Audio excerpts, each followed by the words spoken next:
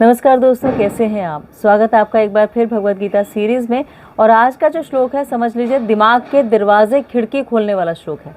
ऐसा श्लोक जो ये बता देता है कि हम एक के बाद एक स्टेप वाइज अपने सेल्फ डिस्ट्रक्शन की तरफ कैसे बढ़ते हैं, या अपने आप को रोक नहीं पाते। पता होता गलत कर रहे हैं, लेकिन पता होने के बावजूद, सारे इंटेलिजेंस के बावजूद भी वही करते जाते हैं जो हमें नहीं करना है। तो कैसे अपने आप को रोकें और कैसे ये प्रोग्रेशन होती है। हमें तो लगता है कि ठीक है, थोड़ा बहुत हमने फ़न कर लिया, थोड़ा बहुत अगर कर लिया, ऐसा सोच लिया तो क्या फ़र्क पड़ता है। सोचा ही तो है, किया थोड़ी है। लेकिन वो सोचना कैसे हमें ड्राइव कर देता है अल्टीमेट डिस्ट्रक्शन की तरफ, अल्टीमेट डिल्यूजन की तरफ। इस तरह से कि हमारी मेमोरी लॉस हो जाती है, इंटेलिजेंस ख़त्म हो जाती है, हमें पता होता है गलत है लेकिन फिर भी हम करते जाते हैं। तो वो कैसे स्टेप वाइज प्रोग्रेशन होता है, ये इसमें बताया गया है। तो पहले श्लोक पढ़ते हैं ताकि हम इसे समझ सकें। श्लोक है दूसरे अध्याय का 62वां श्लोक। श्लोक कहता है, बहुत इंपॉर्टेंट है, आप चाहें तो इसे याद भी कर सकते हैं, मेडिटेट कर सकते हैं इस पर बार बार, और हर बार जब आप कोई डिसीजन ले रहे हो तो इसे याद करके और उस डिसीजन को ठीक या गलत समझ सकते हैं। तो श्लोक है, ध्यायते विषयान पुंसा संगस्तेषु पजायते संगत संजायते कामा कामाद क्रोधोभिजायते। तो ये वाला श्लोक और इससे नेक्स्ट श्लोक दोनों बहुत इंपॉर्टेंट है और एक के बाद एक स्टेप वाइज प्रोग्रेशन के बारे में बताते हैं। इसका अर्थ यह है कि इंद्रियों के विषय का चिंतन करते करते मनुष्य की उनमें आसक्ति उत्पन्न हो जाती है, और आसक्ति से वासना उत्पन्न होती है, और वासना से क्रोध उत्पन्न होता है। तो इसमें बताया गया है कि जो व्यक्ति कृष्ण भावना भावित नहीं है, वो इंद्रियों के विषय का चिंतन करते समय भौतिक इच्छाओं के अधीन हो जाता है। इंद्रियों को वास्तविक संलग्नता की आवश्यकता होती है, और यदि वे भगवान की दिव्य प्रेम पूर्वक सेवा में संलग्न नहीं होती तो निश्चित रूप से भौतिकतावाद की सेवा में संलग्न होने की तलाश करेंगी। तो कैसे हम, अगर एक एंगेजमेंट नहीं देते हैं अपने आप को सही वाली, तो जो दूसरी एंगेजमेंट से वो हमें परेशान करती हैं, ये समझ लीजिए इसमें बताया गया है। तो कैसे इसे हम समझें। अभी तक हमने क्या सुना था कि हमें जो 5 M's की हमने बात की थी कि मत पर है, मतलब मेरे ऊपर मेडिटेट करो, और उसके लिए क्या हायर टेस्ट उससे मिलेगा, उसके लिए क्या करना पड़ेगा, म्यूट करना पड़ेगा, मेडिटेट करना पड़ेगा, उससे आपकी मास्टरी हो जाएगी अपनी मिजरीज़ के ऊपर और आपका माइंड कंट्रोल हो जाएगा।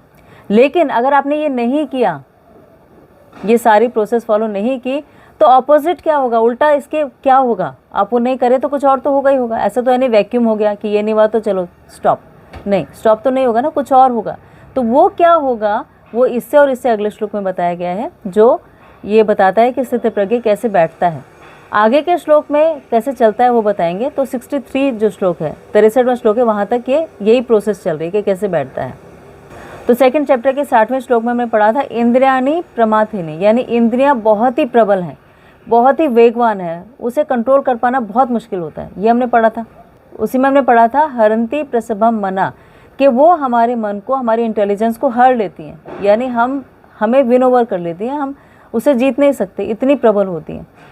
तो वो जो प्रबल इंद्रियां हैं, उन्हें आपको एक हायर टेस्ट देना पड़ेगा। अगर हायर टेस्ट नहीं दिया, आपने समझा कि नहीं बेकार लिखा हुआ है, मत पर भी बेकार है, म्यूट करना भी बेकार है, मेडिटेट करना बेकार है, मास्टरी भी नहीं हो पाएगी, माइंड कंट्रोल भी नहीं होगा, या ज़रूरत ही नहीं है, तो ये होगा कि आप क्या करेंगे कि ध्यायते विषयापुंसा, आप किसी सब्जेक्ट मैटर पे या किसी विषय पे ध्यान करेंगे, फोकस करेंगे, कॉन्सेंट्रेट करेंगे, मेडिटेट करेंगे। आपने उस पर मेडिटेशन किया तो क्या होगा, ध्यायते विषयापुंसा संगस्तेषु पजायते संगत संजयते कामा कामात् क्रोधो अभिजायते, कि आपने सबसे पहले फोकस किया या कॉन्टेम्पलेट किया या मेडिटेट किया, या आपने सोचा कि मुझे ये विषय वस्तु चाहिए, ये विषय वस्तु चाहिए। मतलब ऐसे एग्जाम्पल ले लेते हैं, जैसे मान लीजिए आपने कोई कार देखी, आप रेड लाइट पे खड़े थे, स्कूटर में थे और आपने एक कार देखी, या आप कार में ही थे लेकिन आपने एक बहुत अच्छे ब्रांड की और बहुत अच्छी लेटेस्ट कार देखी। आपका क्या हुआ, ध्यायते विषयापुंसा, आपने सबसे पहले उस पर ध्यान आपका गया, तो क्या होगा, संगस्तेषु पजायते, आपका उससे अटैचमेंट हो गया कि वाह क्या कार है। और शाम तक होते होते अटैचमेंट इतना स्ट्रांग हो गया कि आपको लगा ये कार तो मुझे ख़रीदनी है, और आपने ख़रीदने के लिए किसी डीलर से बात की या आपने उसके बारे में नेट पे सर्च किया, तो आपकी डिज़ायर और इंटेंस हो गई, आपका और मन किया लेना है। अब आपने सोचना शुरू किया कि ये लेनी है तो कैसे करूं, तो आपको लगा कि इतनी ईएमआई फिक्स हो जाएगी, इतनी ईएमआई फिक्स होगी तो मुझे इतना ओवर टाइम करना पड़ेगा, इतना ओवर टाइम करना पड़ेगा तो मुझे इतना टाइम ज़्यादा देना पड़ेगा ऑफिस में, और आपका वो स्ट्रॉन्ग डिज़ायर की वजह से आपने ये सब कर लिया। अब ये सब करने के बाद भी मान लीजिए वो कार आपको नहीं मिलती तो आपको गुस्सा आएगा, और अगर मिल जाती है तो आपको पहले तो अच्छी लगेगी, लेकिन फिर उसकी मेंटेनेंस की वजह से इतनी ज़्यादा आपको पैसा खर्च करना पड़ रहा है तो प्रॉब्लम होगी। या आप ख़रीद के लाए और आपका जो पड़ोसी है उसने उससे भी लेटेस्ट कार ख़रीद ली तो आपको फ्रस्ट्रेशन हो गई कि देखो इसकी तो और इससे बड़ी कार आ गई, मैं तो इसे जलाने के लिए कार ख़रीद के लाया था। तो पहला तो अगर मिल गया तो भी फ्रस्ट्रेशन है, और नहीं मिला तो गुस्सा है। अब जो गुस्सा आता है उससे क्या आगे होता है ये अगले श्लोक में बताएंगे, लेकिन इसमें हमने क्या देखा कि पहली चीज़ तो ये कि आपको अपनी सेंसेस को एक एंगेजमेंट देनी पड़ेगी। नहीं दी तो कहीं ना कहीं तो वो कोई ना कोई एंगेजमेंट ढूंढेंगी। जैसे आपने अपनी आंखों को अगर कोई अच्छी बुक नहीं दी तो वो कुछ और ढूंढेगी। हो सकता है वो टीवी देखे, हो सकता है वो कोई कुछ भी यूट्यूब देखे, कुछ भी और देखे, कुछ ना कुछ तो देखेगी ना। सेंसेस खाली तो रह नहीं सकती।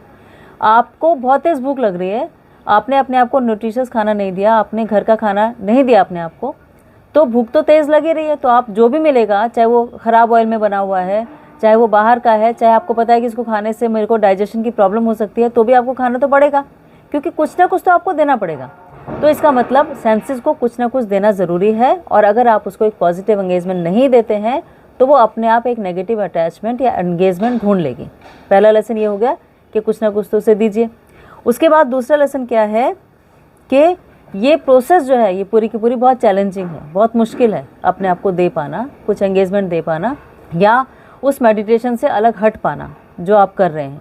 कैसे मुश्किल है कि ये एक फ्लो है, जो नेगेटिव अटैचमेंट है या अल्योरमेंट है या अट्रैक्शंस है उसका फ्लो है, उस फ्लो के अगेंस्ट आपको जाना है, तो चैलेंज बढ़ जाता है।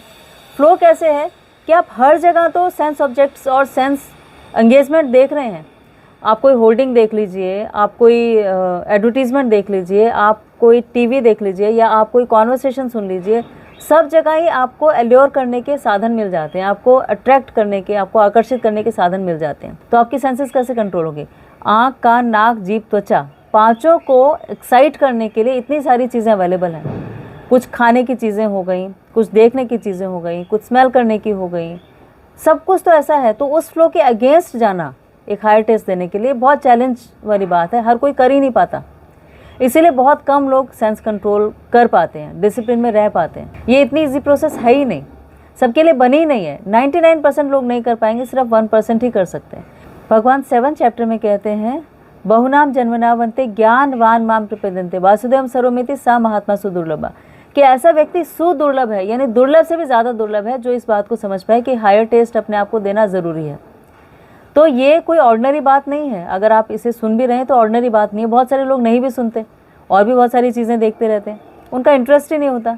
तो अगर आपका इंटरेस्ट है तो अपने आप को बहुत फॉर्चुनेट मानिए। जैसे एक हीरे की दुकान में हर कोई नहीं जा सकता ना, जिसके पास उतना बैंक बैलेंस है तभी वो जा सकता है। नहीं तो अगर एक भुट्टा खरीदना है तो बहुत सारे लोग खरीद लेंगे, गोलगप्पे खाने तो बहुत सारे लोग खा लेंगे, लेकिन अगर हीरा खरीदना है तो बहुत कम लोग जाएंगे। ऐसे भगवत गीता को अगर आप रेगुलरली पढ़ रहे हैं, समझ रहे हैं, उसके साथ एसोसिएटेड है, तो ये आपकी बहुत बड़ी अचीवमेंट है कि आप ऐसा कर पा रहे हैं, क्योंकि ये बहुत दुर्लभ बात है, बहुत मुश्किल बात है, बहुत चैलेंजिंग है ऐसा कर पाना। अपना ध्यायते विषय पुंसा में ऐसा अपने आप को अपने विषय दे दिया, भगवत गीता दे दिया, जिससे कि आप अपने आप को एक बेटर लाइफ की तरफ लेके जा रहे हैं। सबकी बस की बात तो है नहीं है, इसीलिए अपने आप को एक्नॉलेज कीजिए, अपने लिए अपने आप को थैंक यू कहिए, शाबाशी दीजिए कि आप ऐसा कर पा रहे हैं। तो अगर हम ऐसा नहीं कर पाते हैं तो क्या होगा कि हम किसी और चीज़ पे हमारा फोकस होगा, हमारा अटैचमेंट होगा। पहला कंसंट्रेशन हो गया, फोकस हो गया, फोकस से अटैचमेंट हुआ, अटैचमेंट से इंटेंस डिज़ायर हो गई, इंटेंस डिज़ायर मतलब कि बहुत ज़्यादा उसको पाने की इच्छा हुई, वो पाने की इच्छा से हम उसके लिए और ज़्यादा प्रयासरत हुए, हमारे लस्ट डेवलप हुआ, यानी काम की भावना हमारे अंदर आई। काम की भावना अगर फुलफ़िल हो गई तो फ्रस्ट्रेशन हुई एक टाइम के बाद, और अगर फुलफ़िल नहीं हुई तो एंगर आ गया, गुस्सा आ गया। अब जब गुस्सा आ जाता है तो आगे के क्या स्टेप्स हैं ये आगे बताया गया है। और इसमें एक और इम्पॉर्टेंट बात जो है सीखने की, वो ये कि जो एल्योरमेंट है, जो ऐसे हमें सेंस ऑब्जेक्ट्स मिल जाते हैं, उसमें मीडिया का बहुत बड़ा रोल है। क्योंकि आप हर जगह ये देख रहे हैं आजकल, तो हर जगह मतलब मास कम्युनिकेशन इतना बढ़ गया है कि हम अपने आप को फोकस रख ही नहीं पाते, इससे बाहर निकल ही नहीं पाते। वैसे तो एक अच्छी चीज़ ये है कि इस मास मीडिया या इन platforms, social media, digital media की वजह से हम और आप भी कनेक्ट हो पा रहे हैं, ये उसका एक अच्छा पहलू है। लेकिन जो दूसरा पहलू है वो ये कि उसकी वजह से हमारे लिए अट्रैक्शंस बहुत ज़्यादा बढ़ गए और अपने आप को रोक पाना बहुत मुश्किल है। हम अपने आप को एक तरफ कहते हैं कि हमें स्लिम, ट्रिम और स्मार्ट रहना है, लेकिन दूसरी तरफ खाने के ऐसे ऐसे एडवर्टीजमेंट हैं कि आप ना भी खाना चाहें तो आप फोकस्ड होकर खाने के बारे में सोचेंगे ही सोचेंगे।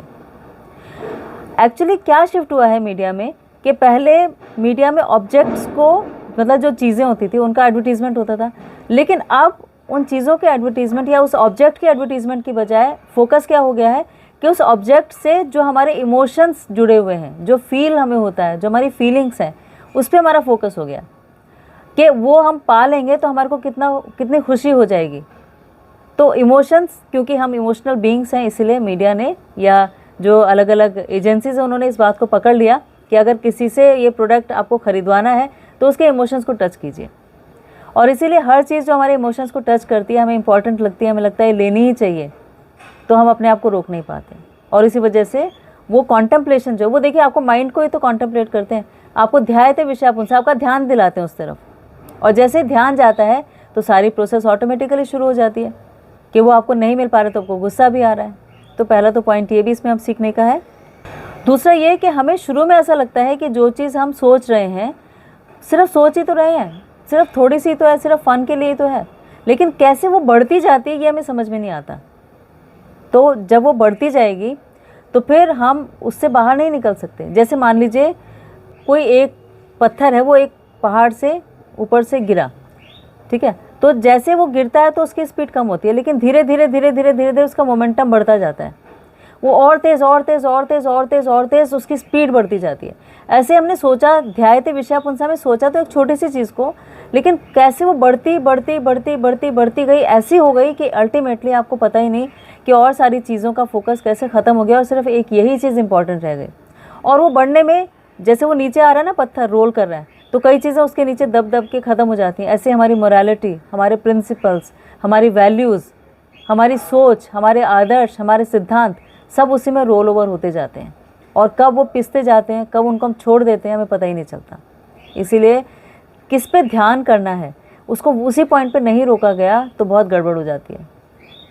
तो उसी थॉट प्रोसेस पे रोक देना सबसे ज़्यादा इम्पॉर्टेंट बात है, और ये श्लोक यही सिखाता है कि आपने वहाँ नहीं रोका तो आपके थॉट्स आपके वर्ड्स बन जाएंगे, आपके वर्ड्स आपके एक्शन बन जाएंगे, आपके एक्शन आपके रिपीटेड एक्शंस होंगे, जिससे वो आपकी हैबिट बन जाएगी, और फिर आप जो नहीं करना चाहते हैं वो भी हैबिट के चलते करते हैं बार बार। तो बहुत इंपॉर्टेंट श्लोक है, इसे पढ़िएगा, समझिएगा, और फिर हम आगे बात करेंगे कि अगर वो चीज़ नहीं मिलती, गुस्सा आता है, तो गुस्से के आगे की प्रोसेस क्या है। तो हम अगले श्लोक में देखेंगे। आपने आज के लिए इतना समय निकाला, इसके लिए आपका बहुत बहुत थैंक यू, धन्यवाद, शुक्रिया।